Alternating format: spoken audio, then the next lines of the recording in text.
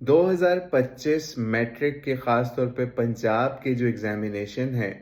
وہ رمضان کے اندر منعقد کیے جا رہے ہیں. یعنی ابھی جو رمضان آ رہا ہے 2025 کے چند دن بعد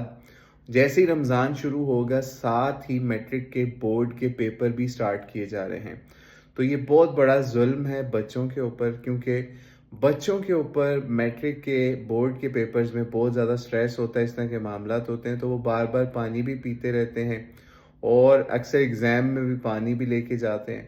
تو یہ ایک بہت بڑی جہالت ہے ہمارے ایجوکیشن سسٹم کی، خاص طور پہ پاکستان کے،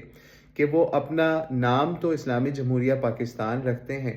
لیکن جب اس طرح کے معاملات آتے ہیں تو وہ اسلام کو بالکل بھول جاتے ہیں.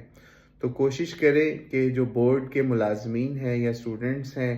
یا اور بڑے لوگ ہیں وہ اس چیز پہ اپنا احتجاج ریکارڈ کروائیں تاکہ ان ایگزامز کے حوالے سے ان کو سمجھ لیجئے آگے شفٹ ہونا چاہیے. رمضان کے اندر بچوں کے اوپر ایسا معاملہ نہیں ہونا چاہیے.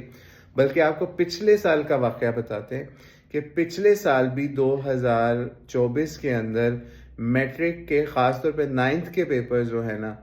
وہ بھی بورڈ کے انہوں نے رمضان کے اندر ہی رکھے. اور اس میں ہمارا اپنا ایک ریلیٹیو بچہ جس نے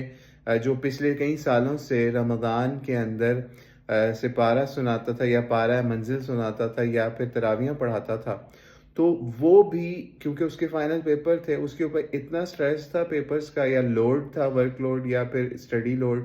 کہ وہ اپنا سمجھ لیجئے وہ کام بھی نہیں کر سکا.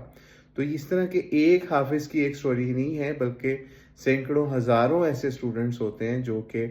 دین پہ چلتے ہوئے قرآن کی طرف آنا چاہتے ہیں رمضان میں، لیکن حکومت نہیں چاہتی کہ مسلمان جو ہیں وہ اسلام کی طرف آئیں یا قرآن کی طرف آئیں یا پھر اپنا جو ٹائم ہے وہ رمضان کے اندر اللہ کی عبادت کے اندر گزاریں. وہ چاہتے ہیں بچوں پہ لوڈ پڑے زیادہ سے زیادہ